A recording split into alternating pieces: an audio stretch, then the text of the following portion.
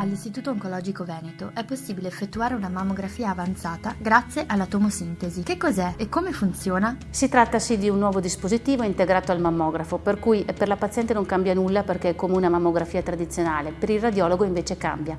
Invece di solo 2 immagini avrà a disposizione almeno 50 immagini per poter dare una diagnosi più accurata. Quali sono i benefici per le pazienti? I benefici sono molteplici. Il primo è che essenzialmente ci permette di identificare lesioni di piccole dimensioni al di sotto di 1 centimetro e quindi poi portare la donna ad interventi conservativi, terapie meno invasive e soprattutto quindi avere una prognosi migliore. Il secondo punto è che se prima il seno radiograficamente denso poteva essere un limite per la mammografia e quindi per il radiologo, oggi abbiamo uno strumento in più per poter visualizzare meglio tutte quante le lesioni. Il terzo è che sicuramente ci permette anche di rassicurare le donne sulla negatività del loro esame. Perché è importante sostenere lo IOV attraverso il 5 per 1000? Le tecnologie sono in continuo cambiamento, ma chi ci dice che realmente fanno il bene della paziente? È soltanto la validazione scientifica che ci permette di capire, nella fattispecie per esempio sulla tomosintesi, se realmente questa metodica può avere un impatto positivo nella salute delle pazienti. Quindi donare a noi il 5 per 1000